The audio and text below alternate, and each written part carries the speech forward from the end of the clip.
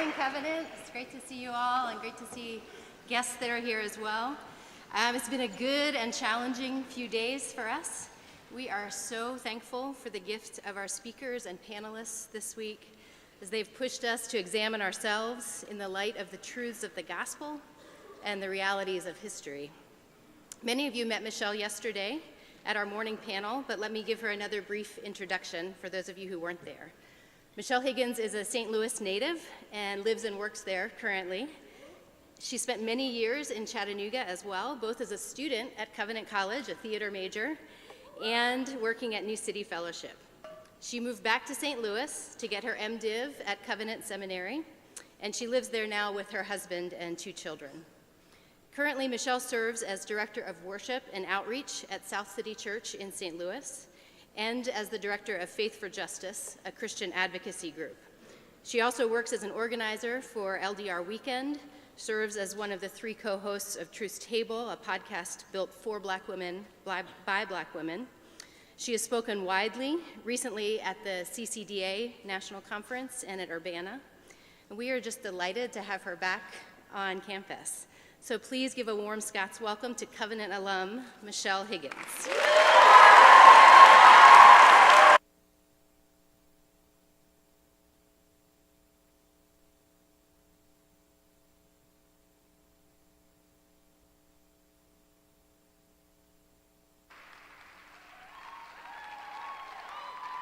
How y'all doing? Look at your neighbor and say, neighbor, thank God it's Friday. So we have a little bit of time together. I don't want to act like I don't know y'all getting some credit for rolling up in this room, amen? So while I may not be able to offer my sincere gratitude to people who opted to be here, I can offer my congratulations. You have stumbled upon a vessel that will take you on a long and hopefully productive journey. When we get together, the question we want to answer is, where are we going? When you walk into a room and you're not the one who's holding the microphone, you wonder, what are they going to say? And so I believe it's important for me to let you know where I pray, where I hope we go together. And that is towards that sometimes uncomfortable space of sliding up next to and bumping into each other and rubbing up against each other till we know exactly how we smell and what kind of onions we ate last night, because we will be swaddled like precious babies in the arms of God. This is worship. It forms us. The God who birthed us, the one who knows us, is also the one who would have us know each other. So I'm going to speak from my experience. I'm a Black woman born and raised in the United States. I would encourage you to understand that when I talk about Black music, it is a global exercise that speaks of global experiences. But my story, what I can share with you, happens on this soil. And so you may, I hope you will desire to hear from people from Tanzania, from worship leaders in Haiti, to find brothers and sisters who can speak to the global Black experience outside of the United States. And when you have that longing, you may stumble upon something even deeper and more incredible, the understanding that what God gives to any group in his house, he gives to enrich the lives of everyone who calls on his name. But today we're going to talk a little bit about the reasons that I sing.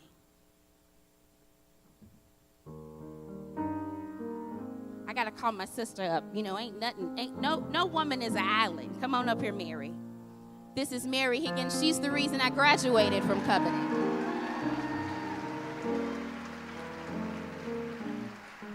All right, sing it if you know it. Someone asked.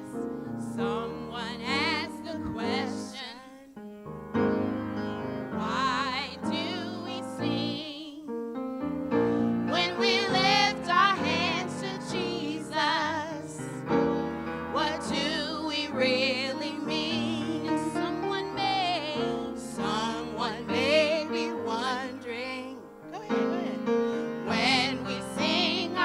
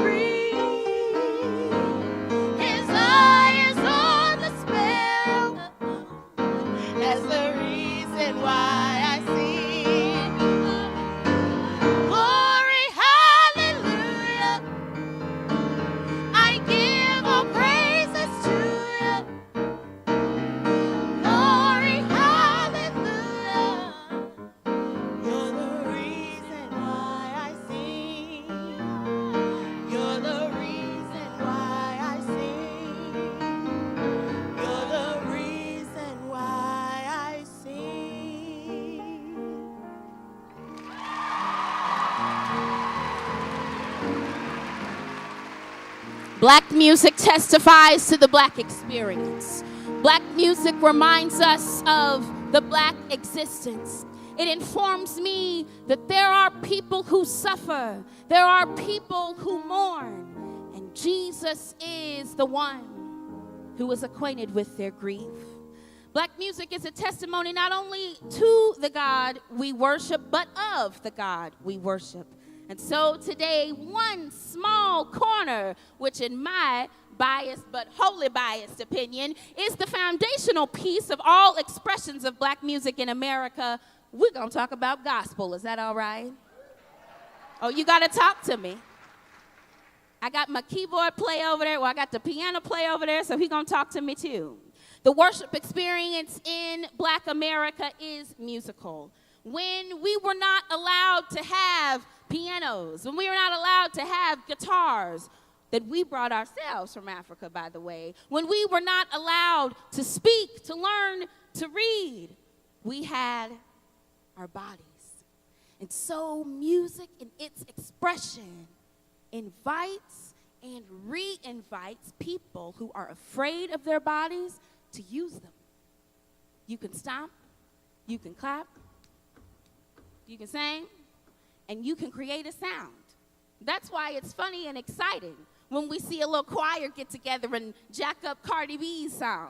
I don't dance, y'all, I make money move. Ooh, that was funny.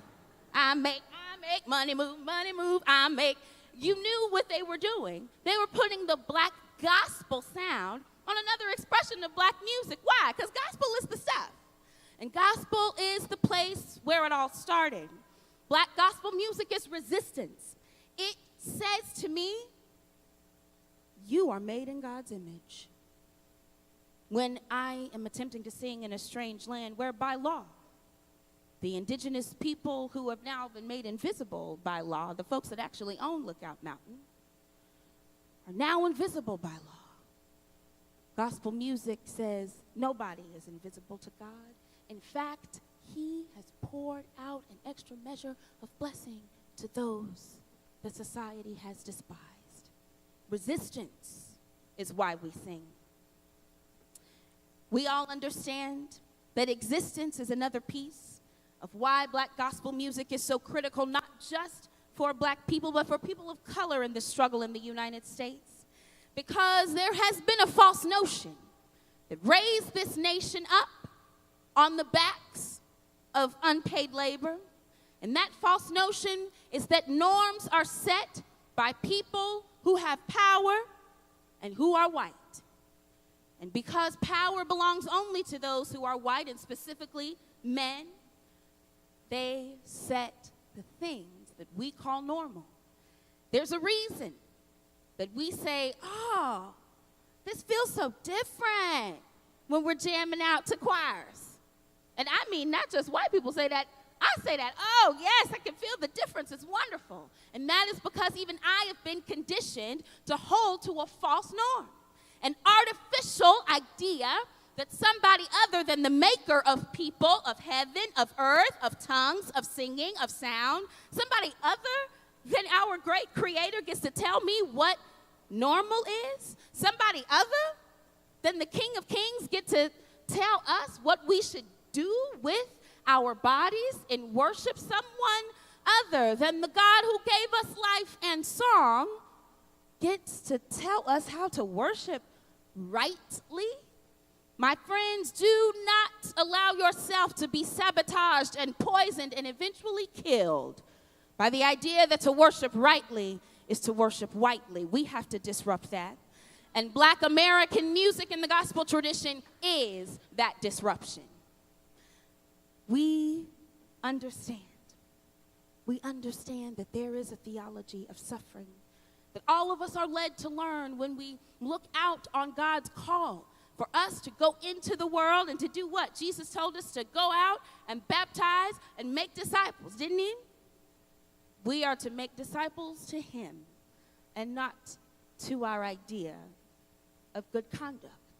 We are to make disciples to him and not to our idea of how to live together. You see, we have a king. We already have a norm that's been set. But I wonder if we have laid over God's norms, God's sweet call to unity and interdependence. I wonder if we have laid over that the idea that we can get it right without him, that we can get it right in our power. And I fear, my friends, that the church in America that calls itself evangelical is in danger of no longer worshiping God. You see, often the most traditional Christian communities seek to preserve a majority cultural norm over the tenets of worship and freedom and liberty in the scriptures. We seek to preserve cultural norms by calling normalcy orthodoxy. Worship traditions born from the black gospel experience are an indictment on the same. Our lamentation, crying out, Lord, help me to hold out, is seen as anti-biblical. It's seen as complaining. It's seen as focusing in on myself. And yet when I read the Psalms and David is crying out, that's okay. But it's unorthodox for me to stop my feet and twist, because maybe you're looking at my hips and not worshiping God. I wonder if the attempt to control black bodies comes directly from the idea that black bodies can be controlled. I wonder if our idea of believing that we must stand still and be in awe of God actually comes from the idea that we would all like to stand still and act like we are in complete control. But you know you jacked up when you walk into the sanctuary. That's why you need Jesus. If you don't think you jacked up, if you think that you are as in control as you look, then you need to look again. And black music can help you, baby, because I know it helped me. Our bodies are integral to the worship experience. They're not an inconvenience to it. Your hands were made to flap and slap and smack that preacher when he get in your kitchen. Don't play with him. God has given you a word, and he's given you his word. And we must understand that our music that we worship with gives words to our pain. It teaches us to dance in the rain. It shows us the peace that passes all understanding that I wouldn't need unless I was grieved. We must begin to worship together. Black music centers on communities of suffering. You see, what happens when African people are kidnapped and taken against their will into slave ships that are named Grace of God, into slave ships that are named Jesus Christ? What happens to those who suffer under the guise of global missions? What happens when we put manifest destiny on top of God's image bearers? God disrupts. And so black music reminds us that the God who draws near to those who suffer is also the God that shows them against all odds. He shows us that we are not in existence by any means outside of his will and imagination. Our own insecurities about who we are, what is undignified and what is unbiblical, come face to face with the mighty power of God, who shows us not only who he is, but what we can know in him. And so our singing cries out, I know it was the blood. I know it was the blood of Jesus that cleansed me.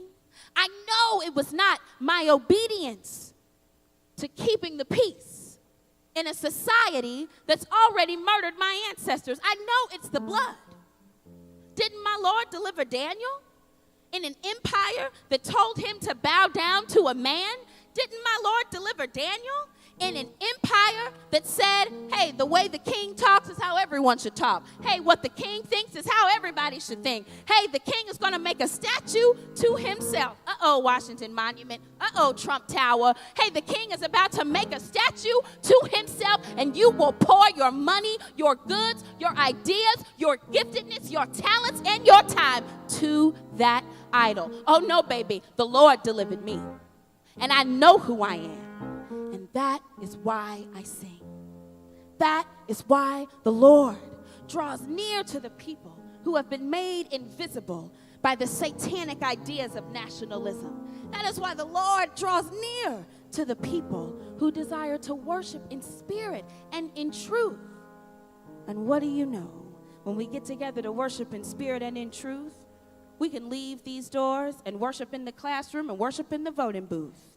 We can leave these doors and take the liturgy that we learn in the presence of the Lord. Oh, the presence of the Lord is everywhere, so we can worship in the sanctuary and the streets.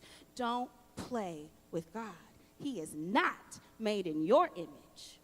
You are made in his. The marginalized won't just be leading our churches in the future. See, black gospel music also speaks to needing a broader community. It says not just, I've got to know who I am, because I've been told that blackness can only be defined in opposition to whiteness. I've got to discover who I am in the bosom of God's providence and not in the belly of the whale of the slave ship. I've got to figure out why I'm here. You see, black music says the word we more often than many other traditions. We have come this far by faith. We know. We wonder. We need you, Lord. Black music calls God, God. And then we say, and ain't nobody beside him. That strikes like attitude, doesn't it? But the truth is, it's attitude because we know that God is who he said he was. We are able to remind ourselves to experience formation as we worship that teaches us not just who we are, but it teaches us why we are and whose we are. Worship is instructive in a way that prefigures our actions, right? I'm gonna treat everybody right.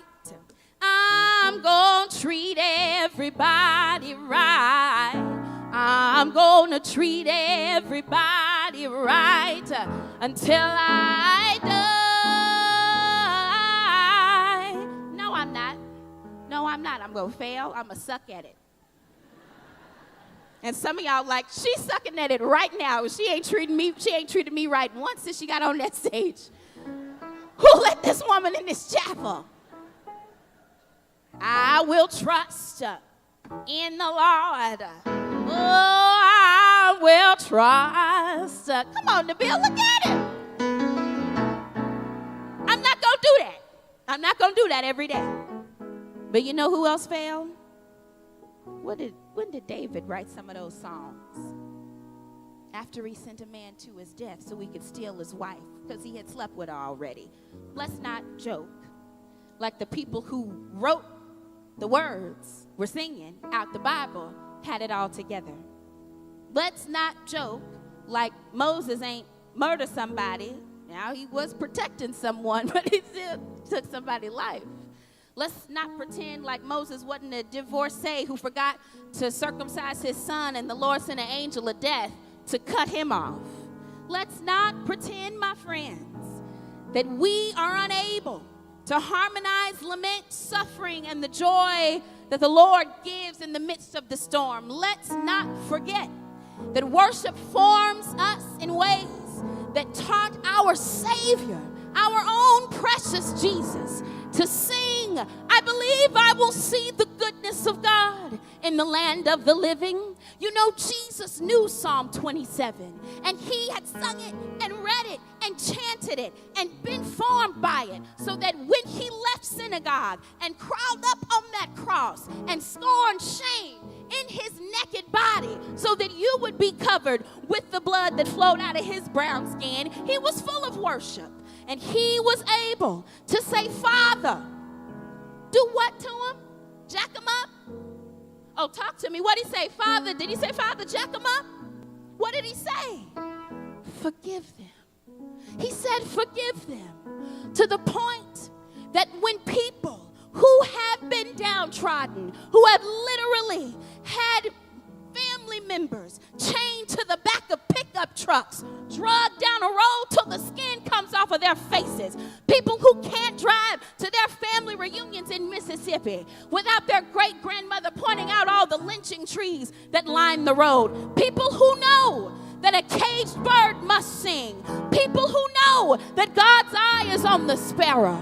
People who know that ours is a God acquainted with grief must therefore be filled with the music that is so sweet it can rock you to sleep, that is so high make your afro rise, music that is so tender it causes you to remember that you and you belong to the Lord, that you need not be afraid of what your feet can do, that you need not be so fragile that you're such a terrible dancer that you won't run around the room when you feel the Spirit hit you, that you are filled with a passion that encourages you to dismantle every construct that is informing you that you must sit stick straight in the worship space, that you might discover in the stories of the people that you have been conditioned to hate. And I'm talking to us, black folk. We've been conditioned to hate ourselves. That we would know that even in spaces where we feel unwelcomed, even in spaces where when we shout and when we sing, we're the only people doing it. Even in spaces when we weep and when we lament, don't nobody understand our grief. God is near to you. He's near to you in your pain. God is near to you. He's near to you in your anger. And he is there. He's there because he was always there. It didn't take slavery to teach black people who Jesus was. Africa is a womb of global Christianity. It didn't take masters and slaves getting together to read. But after I teach you this book lesson, baby, go in there and nurse my children and sweep my floor. That's not freedom. That's not relationship. What if we exchanged truths? What if I told the truth about my pain and you actually listened? What if I told the truth about my desires and I heard the Lord say, even if no one hears you, I hear you? Because God is a doctor in the sick room. Because God is a lawyer in the courtroom. Because God is a heart fixer. He's a mind regulator. He'll make a way when it seems like there's no way. He can make blind to see. He can make lame to walk. He can make mute to talk. And if you would simply read his word, concentrate on his word, study his word, know his word, you might be less afraid. Underneath flags and anthems that tell you that you owe them their allegiance, you might be less afraid to disconnect the idea that people can serve their country and still not worship their government. You might be less afraid to stand up, to speak up, to stand in the way, to disrupt, to dismantle, and to damn the notion that there is any power that can control your body but Jesus. You might be more bold to kneel down under a flag that is stained with the blood of indigenous and black peoples. You might be more bold to say we have a history of undoing the dignity of our Chinese, Japanese, and Korean brothers and sisters. You might be so bold as to say, I don't know everything. Oh, and you might be so bold to admit that you know a God who does know everything. And that is why you can talk to your cousin, you can talk to your auntie, you can talk to that brother, that sister who is afraid that blackness is only capsulized inside hip-hop and basketball and you can't do neither, so am I really black? You may be able to encourage them. Baby, if you know you're God orchestrated, you can't be man manipulated. Baby, if you know the reason why you sing, then you can move towards a time that the song will never end.